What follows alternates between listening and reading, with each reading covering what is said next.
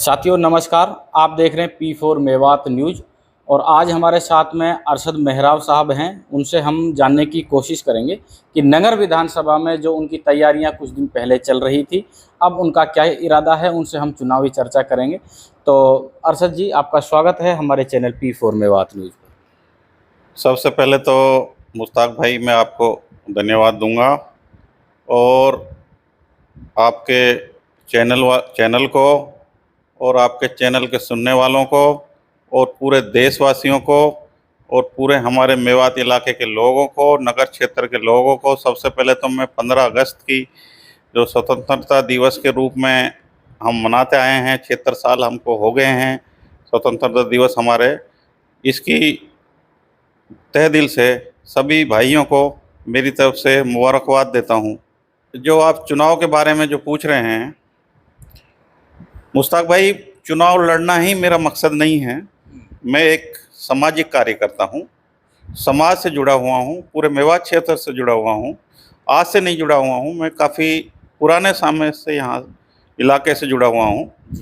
यहाँ की जो जो भी काम हैं, जो भी विकास के काम हो गए, कोई एजुकेशन के हो गए, इनको लेके काफ़ी टाइम से हम यहाँ अपना जितना प्रयास है पूरे मेवात इलाके के लिए, खाली नगर विधानसभा ही नहीं, चाहे वो अलवर ज़िला हुआ, चाहे भरतपुर ज़िला हुआ, चाहे गुड़गांव ज़िला हुआ, चाहे फरीदाबाद ज़िला, ये 4 ज़िलों के बीच में जो मेवात है, इसमें किसी का कोई सुख है, दुख है, शादी है, ब्याह है, सब में हम शामिल हुए हैं। और समाज सुधार के हमने आज मैं करीब 2005 से ये काम मैं कर रहा हूँ कि जो हमारे इलाके में हमने देखा कि भाई हमारे इलाके में मेन बुराइयां क्या हैं, मेन हमारा जो बर्बादी है वो कहाँ हो रही है। तो हमने देखा कि जो ये शादी ब्याह हैं, जो ये फिजूल खर्ची है, ये इसमें हमारा पैसा जो जा रहा है, ये पैसा ना तो लड़की वाले के काम आ रहा है ना लड़के वाले के काम आ रहा है। हम तो सामाजिक कार्यकर्ता के हिसाब से लोगों को समझा रहे हैं भाई ये हमारी फिजूल खर्ची जो हो रही है शादी ब्याहों में, इसको मत करो। मुश्ताक साहब, मैं तो इतना ही कहूँगा, लोगों के सुझाव पे ही मेरा चुनाव लड़ने का कोई इतना मेरा मकसद ही नहीं था। आप लोगों की दुआ से, इलाके की सब बुजुर्गों की दुआ है, अल्लाह की मेहरबानी है कि कारोबार लाइन हमारी अच्छी है।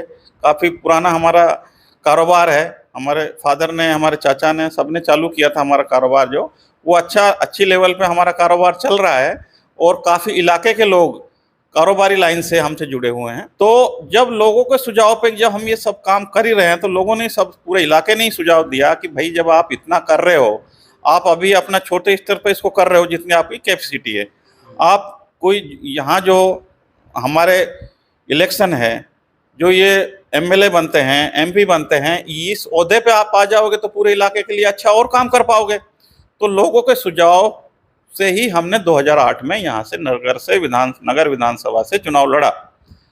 निर्दलीय हम टिकट मांग रहे थे पार्टी से, पार्टी ने हमें टिकट नहीं दिया, तो लोगों ने कहा आप तो निर्दलीय ही चुनाव लड़ लो, आप तो, टिकट तो हम हैं, जनता है, पार्टी तो बाद की है। तो हमने यहाँ चुनाव लड़ा 2008 में, और मैं नगर विधानसभा की जो जनता है उसको मैं धन्यवाद दूंगा। उन्होंने जिस हिसाब से मुझे खड़ा किया, इज्जत दी, उसी हिसाब से उन्होंने मुझे मान सम्मान के साथ वोट दिया।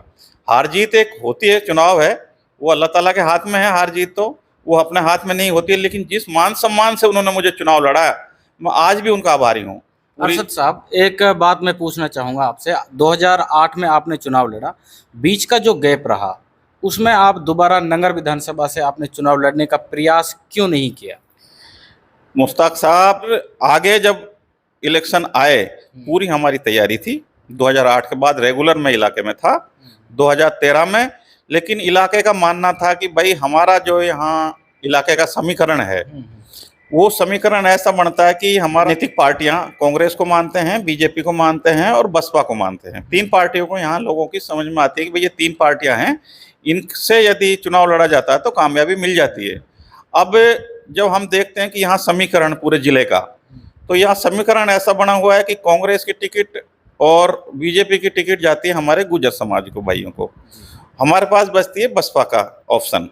अब बसपा में मैं पूरी तैयारी थी मेरी 2013 में, इलाके में सारे इलाके में साथ था, मेरे इस इलाके का प्यार मिला था और मेरी पूरी मेहनत थी। 2013 में मैं टिकट मांग रहा था बीएसपी से, 2013 से पहले ही मैं जुड़ गया था, बीएसपी से मैं टिकट मांग रहा था। तो किसी कारणवश से मुझे टिकट नहीं दिया गया। वो हमारे एक गुजर भाई थे समाज के, उनको वो टिकट दे दिया गया। तो फिर मैंने उस टाइम भी कुछ लोगों ने मुझे कहा कि ठीक है, टिकट नहीं मिला तो कोई बात नहीं, आप चुनाव में आ जाइए। फिर ये हुआ कि हमारा एक भाई और तैयारी कर रहा था इलेक्शन की, उनका चाहे वो लोकल की वजह से या कोई वो दूसरी एक समाज से की पार्टी से जुड़े हुए थे, उस वजह से उनका थोड़ों को लोगों को लगा कि भाई हो सकता है इनको टिकट नहीं मिला तो हो सकता है इस टिकट से ये निकल जाएं। उनके पास भी एक टिकट था दूसरी एक पार्टी का। तो पूरे इलाके के लोगों ने, बिरादरी के लोगों ने, सारे बिरादरी के नहीं, पूरी सातों बिरादरी के लोग थे उसमें, सब ने इकट्ठे होकर हमारे घर पे आए। लोगों ने मुझे समझाया कि भाई ये ऐसा मामला है कि यदि आप दोनों लड़ते हो तो यहाँ से कामयाबी नहीं मिलेगी, और आप यदि मान जाते हो तो हो सकता है कि हमारा जो दूसरा भाई है उसको कामयाबी मिल जाए। तो समाज ने मुझे बिठा दिया। तो मैंने समाज की, मैंने कि ठीक है, समाज की बात में सर्वोपरि है, समाज मेरे साथ नहीं है तो मैं चुनाव लड़ के भी क्या करूँगा। इज्जत के साथ मुझे बिठाया, मुझे फेंटा बांधा, मैं मान सम्मान के साथ मुझे यहाँ से चुनाव नहीं लड़ने दिया समाज ने, और मैंने अपना फार्म वापस ले लिया। उसके बाद रेगुलर भी वो भाई हमारा लड़ा, लेकिन उसको कामयाबी नहीं मिली, अलग बात है। उसके बाद भी मैं रेगुलर रहा। फिर 2018 में मैं लोगों के बीच में ही था, सुख दुख में, जैसा भी आना जाना, शादी ब्याहों में रेगुलर मैं था फील्ड में।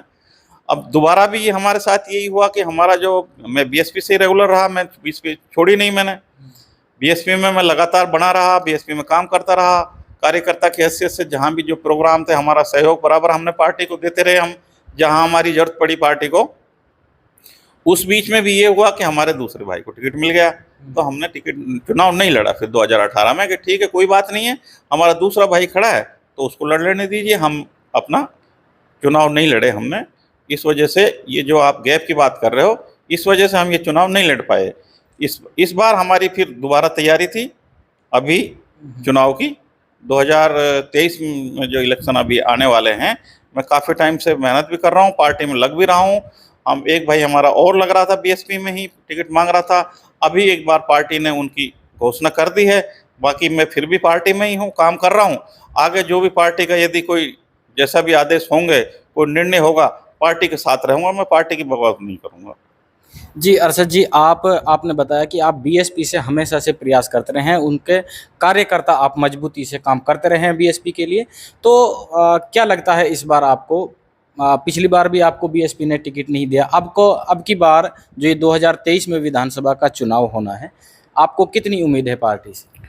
देखो, पार्टी से मुझे कोई शिकायत नहीं है, पार्टी से मुझे पूरी उम्मीद है। पार्टी के जो लोग हैं, प्रभारी हैं, पदाधिकारी हैं, सबसे, हमारी जो नेता है बहन कुमारी मायावती, उनसे मुझे कोई शिकायत नहीं है। मुझे पूरा विश्वास है कि पूरा जो भी निर्णय हो गया ठीक है, लेकिन हो सकता है वो मेरे काम को, इलाके की रिपोर्ट को, जो भी उनका जो डिसीजन लेंगे वो मुझे उनका स्वागत है, सरमत है, कोई दिक्कत नहीं है। अरशद जी, एक बात और मैं पूछना चाहूँगा, जो ग्राउंड पर लोग कहते हैं कि कुछ लोग जो हैं ये किसी दूसरे व्यक्ति को हराने आते हैं, इस पे आप क्या कहना चाहें? देखो, ऐसा तो हमारा तो ऐसा उदाहरण ही नहीं है। आप देख रहे हो, हमारा रिकॉर्ड देख लो पीछे का, भाई लोगों को कहने की गुंजाइश ही नहीं है, क्योंकि हमने ऐसा काम किया ही नहीं है हराने वाला। हमारा भाई, मैं हराना हो मुझे होता, ये चीज़ मुझे करनी होती तो मैं 2013 में करता, 2018 में करता। और मैं तो जब अब इस बार भी जो आया हूँ, समीकरण यही बनेगा कि हम, यदि हमारी जीत इंशाल्लाह, हमें यदि पार्टी हमारे ऊपर कोई विचार करेगी तो हमें जो लोगों का प्यार है और जो उम्मीद है, हमें 100% जीतेंगे यहाँ से।